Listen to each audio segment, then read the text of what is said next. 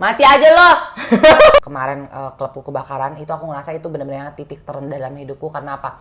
Karena itu benar-benar aku ngerasain itu bukan hanya nyawaku yang berjuang, tapi ada hampir 100 orang di dalam itu yang kejebak, yang itu nyawa orang yang aku bertanggung jawab besar gitu loh. Aku pernah hampir mati dibunuh orang.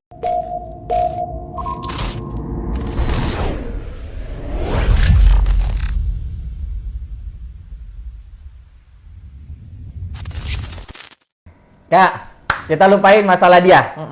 Kita lupain masalah dia.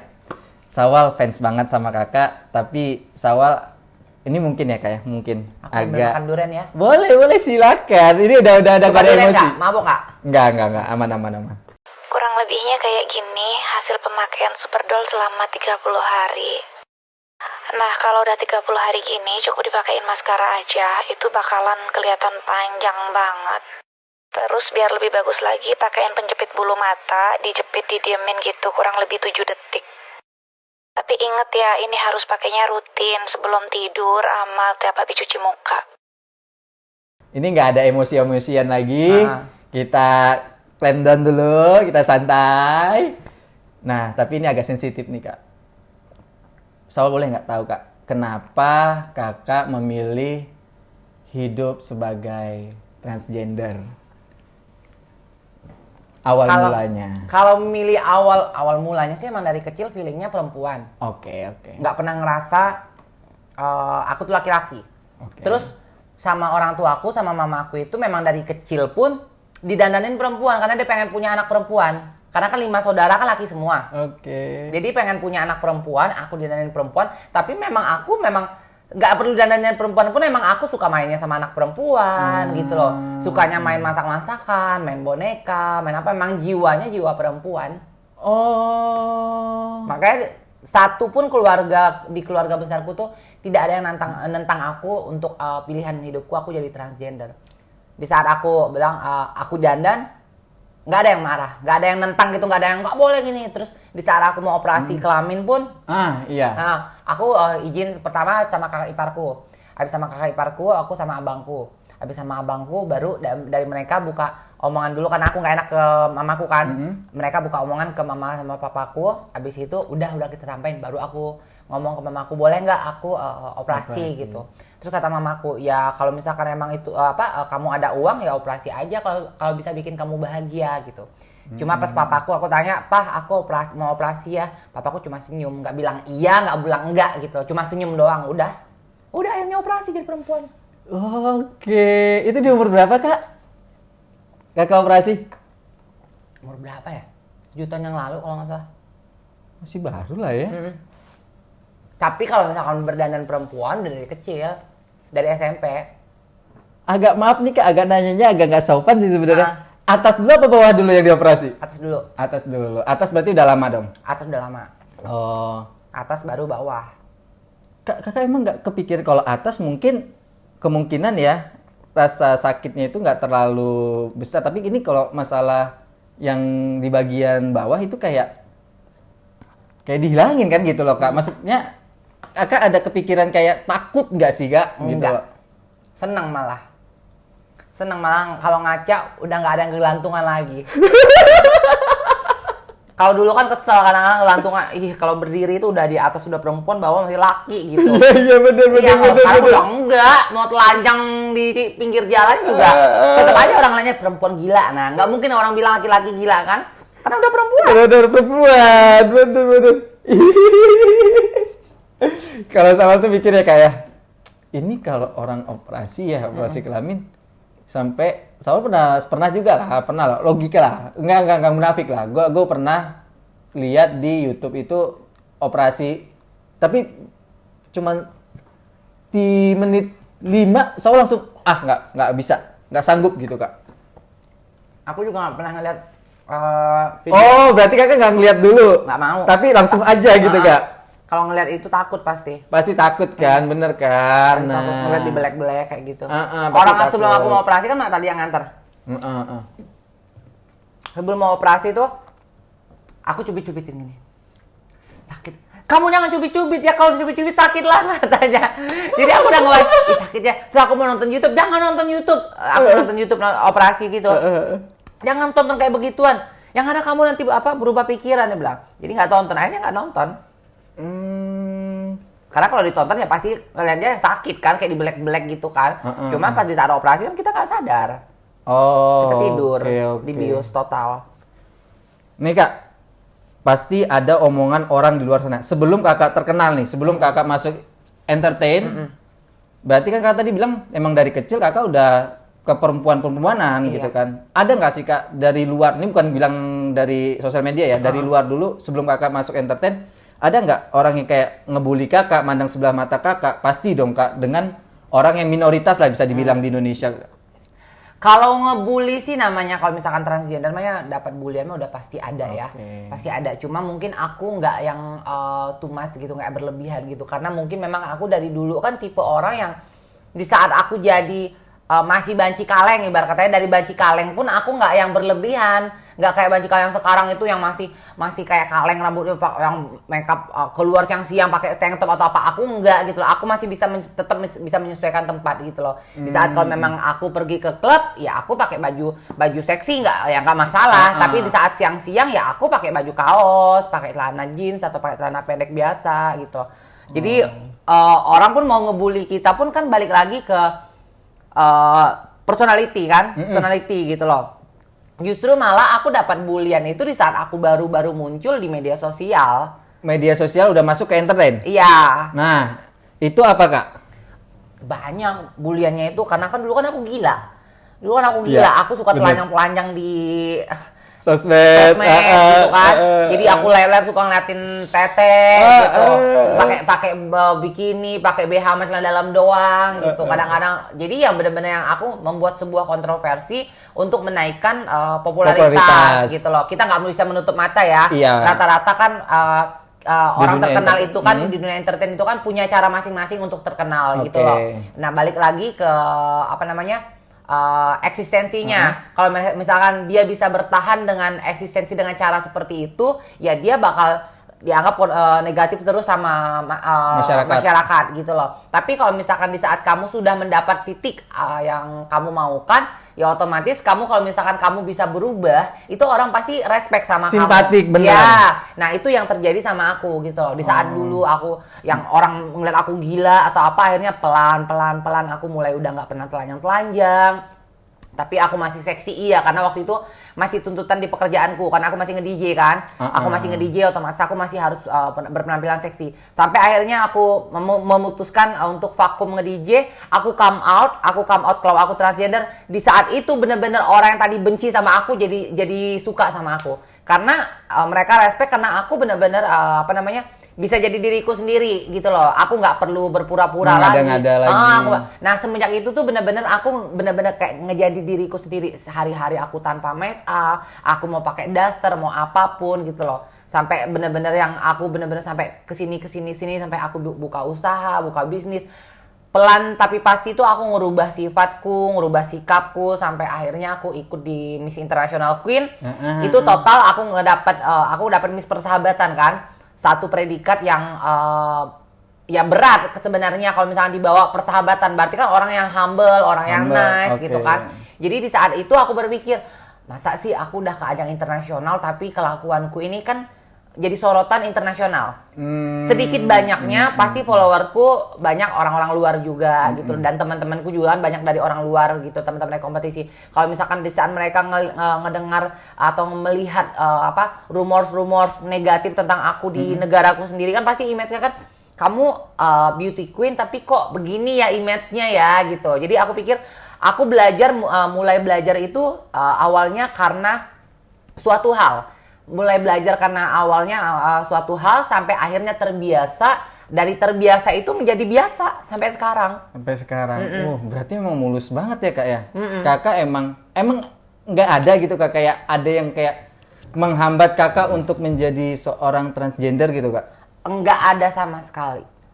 Satu orang pun nggak ada yang menghambat. Aku semuanya sampai nenekku, omku, tanteku, keponakanku, semuanya nggak ada. Bener-bener semuanya jadi support system. Luar biasa. Jadi kakaknya juga yakin lagi Iya. ya, lagi jadi lebih semangat, lebih yakin. Emang ini pilihan yang terbaik gitu Iya. Kak ya. Karena aku dari sekolah, zaman dulu sekolah tuh aku berprestasi.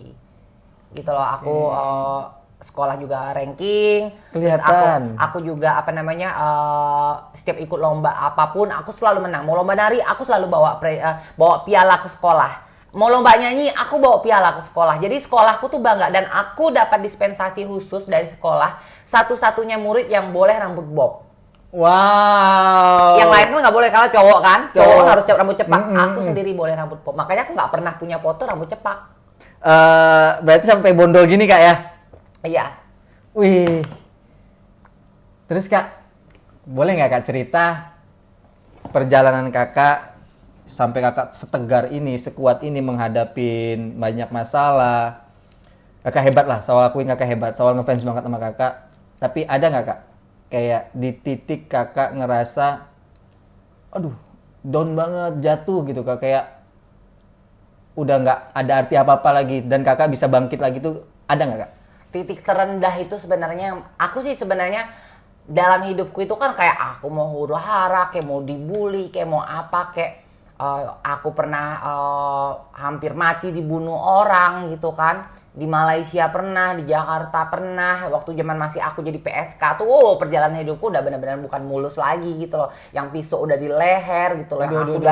udah dicekek, udah kakiku ngegantung, nggak napak ke lantai, udah pernah lewatin. Tapi buat aku itu bukan titik terendah, sampai akhirnya aku yang pas yang kemarin klubku kebakaran itu aku ngerasa itu benar-benar titik terendah dalam hidupku. Karena apa? Karena itu benar-benar aku ngerasain itu bukan hanya nyawaku yang berjuang, tapi ada hampir 100 orang di dalam itu yang kejebak, yang itu nyawa orang yang aku bertanggung jawab besar gitu loh. Itu sih, cuma akhirnya aku bersyukurnya sampai setelah itu kan aku langsung kayak sholat, aku malah makin rajin sholat, sampai aku rajin puasa kan Senin Kamis puasa sunnah gitu kan. Sampai minta permohonan maaf sama Allah. Karena apa? Karena Allah itu udah ngebantu aku Dalam bisnis, dalam entertain. Iya, ngebantu aku kayak ngasih kekuatan untuk aku loh sampai oke, kamu dikasih gamparan satu musibah tapi nggak ada korban jiwa. Itu aku udah benar-benar bersyukur karena tadinya aku takut ada korban jiwa kan. Kalau ada korban jiwa kan pasti otomatis itu aku nggak tahu itu mental pasti. Gitu. Tapi pasti. bersyukurnya nggak ada korban jiwa sama sekali. Akhirnya sampai bikin aku ya udah, aku bisa kuat nih gitu lah. Aku bisa kuat sampai aku bisa fighting lagi, aku bisa high lagi.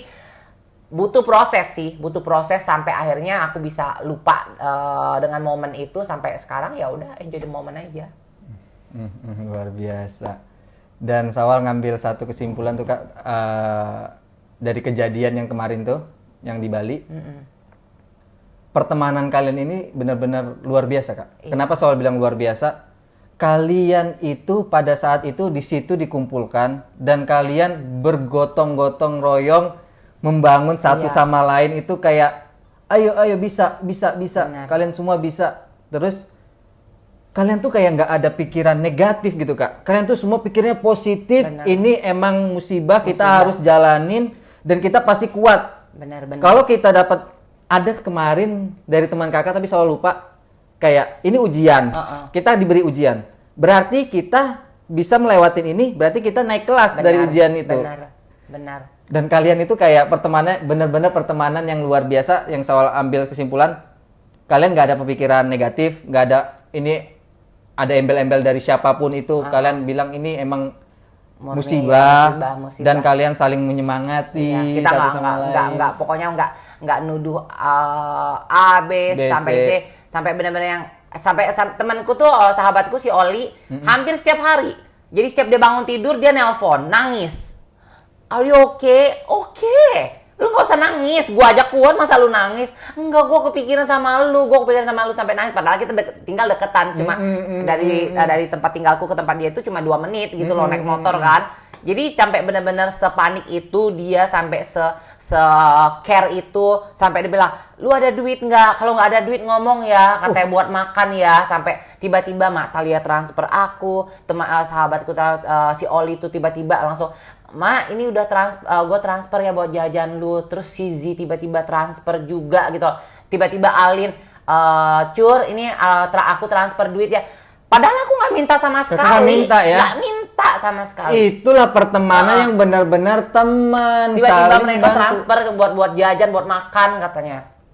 Itu benar-benar teman kak, ini baru-baru namanya teman. Iya. Pantesan kakak inilah namanya the real pertemanan. The real, iya. Kalau kakak lagi snapgram Benar. teman-teman kakak itu, karena ya emang kakak ngerasain ya dari yang benar-benar ada musibah dan kalian semuanya kayak bergotong royong.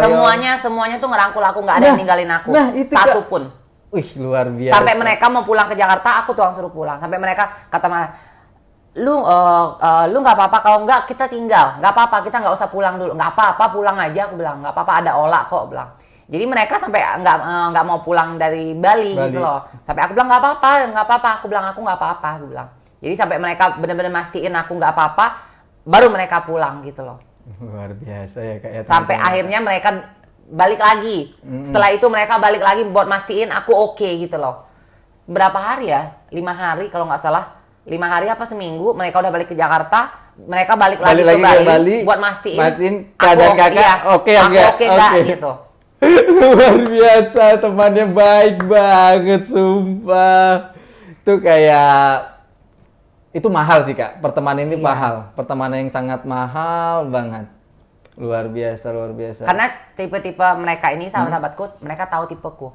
Aku tipe orang yang aku punya problem pun aku selalu depan orang tuh nggak apa-apa, aku bisa happy gitu loh. Aku bisa nyembunyiin masalah sebesar apapun, aku bisa sembunyiin dengan ketawaku, dengan senyumku. Jadi mereka tahu karakterku. Jadi mereka tuh sampai balik ke Bali lagi tuh pengen ngeliat aku bener-bener oke nggak gitu. Sampai aku bilang aku beneran oke. Ya walaupun ya masih ada sih sedikit trauma pada waktu itu, cuma aku tetap oke. Makanya karena kan sahabatku di Bali kan juga banyak kan, ada si Udun, ada Iva, ada si Oli gitu kan, ada Ola itu yang adminku yang ngurusin aku 24 jam gitu loh, udah bareng sama aku. Jadi itu benar-benar kalau misalkan kayak aku udah kayak stres atau apa, aku langsung di grup tuh ini yuk, jalan yuk, ke pantai yuk, langsung main. Jadi makanya kayak Mahana, Karin, ayo ke pantai, pergi ke pantai, langsung dibawa ke pantai. Jadi dia nggak mau aku stres gitu loh. Jadi kalau aku udah kayak diam, kenapa? Ayo mau ke pantai, ayo pergi ke pantai, kita ke pantai. Kamu mau makan apa? Aku bukain kamar, aku bukain villa. Yang penting kita happy katanya, nggak usah dipikirin. Gak usah dipikirin lagi, nggak usah mikirin. Udah kita semangat, kita mikirin yang ke depan lagi. Hal-hal baru yang di depan lebih penting gitu kayak, luar biasa. Ih. Sumpah, keren kak. Kak, untuk yang terakhir. Satu kalimat lah buat si kakek. Satu kalimat buat dia, mati aja loh. Oke deh kak. Kak, makasih banget ya kak ya. Sama-sama. Udah ngobrol banyak, udah ngasih pengalaman juga buat Syawal. Kayak semangat hidup, semangat untuk meraih sesuatu, usaha juga. Harus berjuang juga. Jadi buat pesan moralnya juga untuk semuanya, di saat kalian misalkan jatuh, jangan pernah jatuh, udah jatuh diam aja. Jatuh itu kita harus bangkit lagi gitu loh. Karena kalau misalkan kayak makanya carilah orang yang benar-benar real sahabat dalam kehidupan kalian, entah itu keluarga atau benar-benar orang sekitar kalian yang benar-benar di saat kalian jatuh ada tangannya ngulur tangan, ayo berdiri kita bangkit lagi bareng-bareng, itu baru benar-benar real sahabat. Ya udah deh kak, thank you banget ya kak ya. Sama-sama. Kapan-kapan kita ngobrol lagi ya kak ya. Boleh. Pengen deh Syawal main ke Bali sama istri. Boleh ya. Boleh banget. Ke warung pesta loh. Boleh, harus nyobain pesta warung. Pesta warung loh, enak tuh. Dari story-storynya juga, luar biasa. Ya udah deh kak, thank you banget ya kak ya. Sama-sama, makasih banyak Syawal. Pokoknya sukses buat YouTube Syawal. Jangan lupa di subscribe, like, dan di share di media sosial manapun. Oke. Saatnya gue tutup kamera. Jangan lupa saksikan video ngobak selanjutnya. Gue Aldian Syawal. Gaby Pesta. Bye-bye.